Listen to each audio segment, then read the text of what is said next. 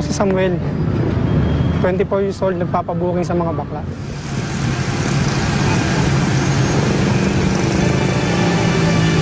Kevin years old ako, nag-ano ako. Yung sa yung magsasabi ng mga kasalanan.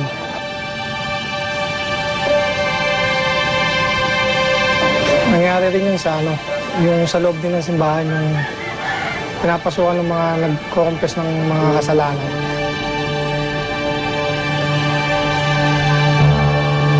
Una, hipo-hipo lang habang nagtatanong siya kung anong mga kasalanan na nagawa mo. Siyempre, bata ka pa nun, kaya parang puro kalokohan na. Tapos doon na nag-umpisa yun. 11 years old ako. Yun yung unang experience ko sa Baclaran. Pari pa. Hindi pa nga ako tuloy na. Ako ng pare. Wala, siyempre, bata ako nun eh.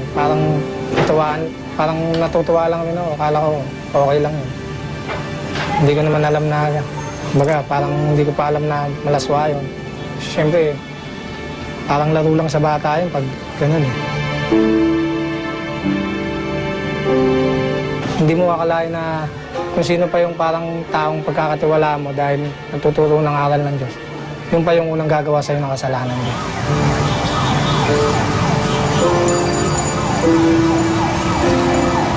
Estudyante ko noon, napasok ako sa isang sinehan na luma.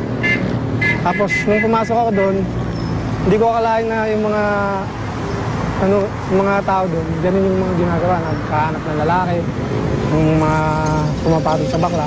Siyempre ako, nangangailangan ako ng pera, saka bata pa ako noon eh. Yung mga pangangailangan ko na hindi kayang ibigay sa akin ng magulang ko, doon ko na kayo nakukuha. Kaya napasok ko yung ganung kalakaran.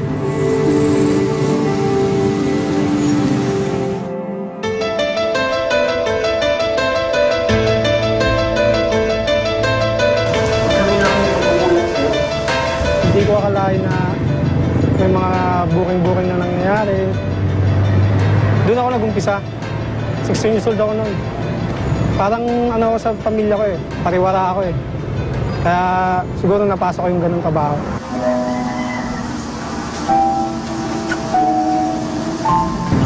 Ngayon, 24 years old na ako. Ganito pa rin. Booking pa rin ako sa mga bakla. Kung ano yung pwedeng pagkaperahan sa kanila, napasok ko. Hindi, sa mga na lang ako ngayon. Kontak-kontak na lang ako. Hindi na ako napasok sa mga ganung lugar. Kasi pag doon ka pumapasok, yung presyo mababa lang. Hindi kaya rin yung mga pangangailangan na pang-araw-araw. Malaki yung pagkakaiba sa labas. Kasi sa labas kumikita kami sa isang kontak lang, kikita ka ng 1,000 pataas eh. Eh kung doon ka, magtsatsaga ka doon. Barya-barya lang kikitain mo doon.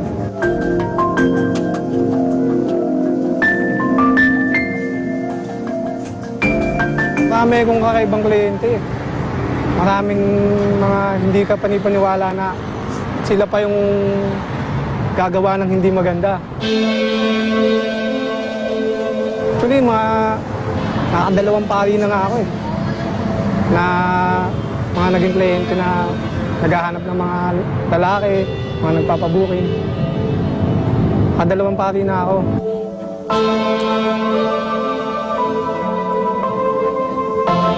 Yung una, sa lugar lang dito sa Maynila lang. Binigay lang siya sa akin ng barkada ko rin. Tapos, nag-meet kami. Di ko alam na pari pa siya nung una. Hanggang sa nalaman ko din na pari siya. Binibigay niya sa akin, medyo malaki rin.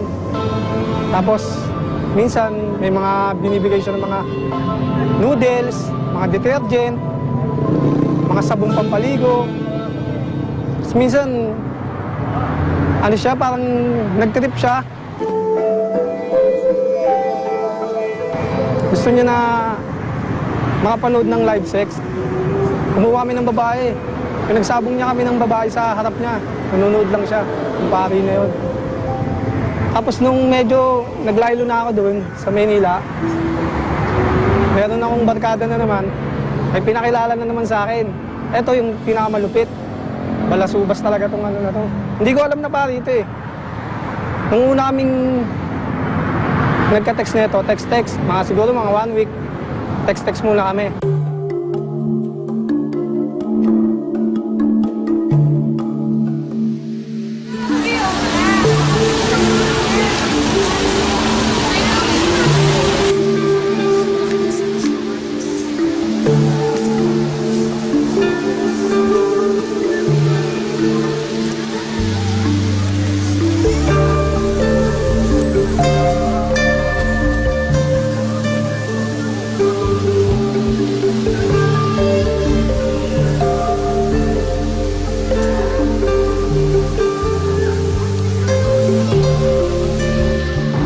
Tapos, meron siyang sinabi sa akin na lugar sa May Alabang.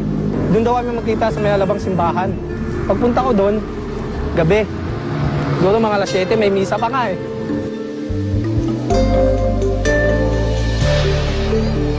Siyempre ako, nagsimba muna ako. Hindi ko alam na yung pari pala na nagmimisa, siya na pala yung ano ko, yung guest ko yun. Siya na pala yung kliyente ko. Di pagkatapos ng misa, nag-text ako sa kanya, sabi ko, Sir, nandito na po ako sa loob po ng simbahan. Asa na po ba kayo?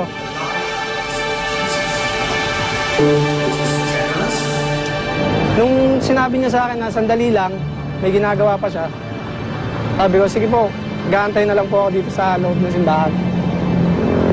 Tapos siguro mga lumipas mga isang oras, tinext niya ako. Tinanong niya ako, anong suot mo? Sabi ko, naka-t-shirt po ako na brown. Tapos, tinanong ko siya, kayo po ba, nasaan po ba kayo at ano pong suot nyo? Sabi niya, dumiretso ko sa may altar. May makikita ka dyan pintuan, pumasok ko sa loob.